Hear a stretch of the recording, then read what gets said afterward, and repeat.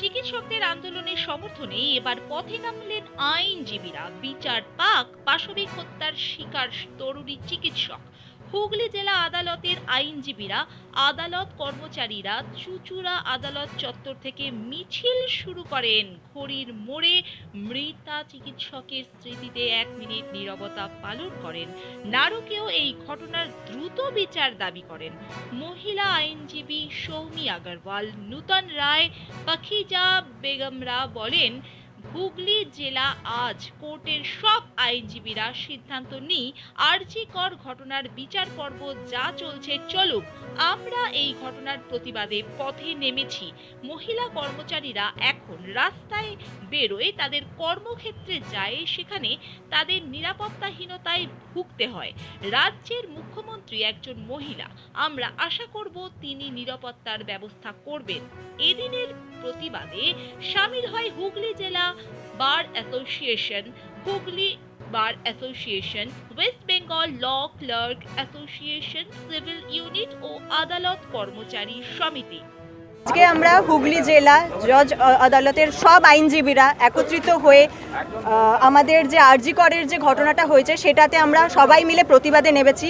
এখানে শুধু নারী আমরা অ্যাডভোকেটসরা আসেনি, এখানে নট অনলি ওমেন অ্যাডভোকেটস, এখানে মেল অ্যাডভোকেটসরাও সেমভাবে আমাদের সাথে সাপোর্ট করেছে, ইভেন এখন অবধি সাপোর্ট করে যাচ্ছে। এটাতে আমরা সবাই আরজি করের পাশে আছি।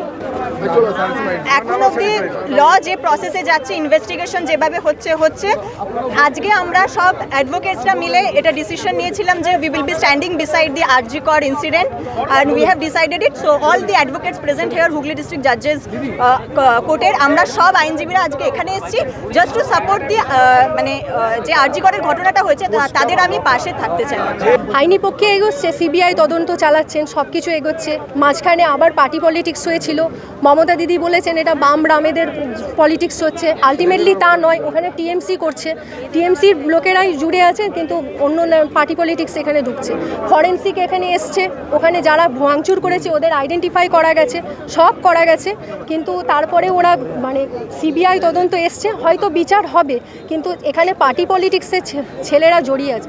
যারা ইন্টার্ন, আমি একদম অনেস্ট, আমি জানি আমার হয়তো কোনো রকম কোনো কিছুই হতে পারে, বাট এটা কিন্তু ঠিক হচ্ছে না। পলিটিক্স ব্যাপার জড়িয়ে আছে, যার জন্য ওদের হারিয়ে হচ্ছে।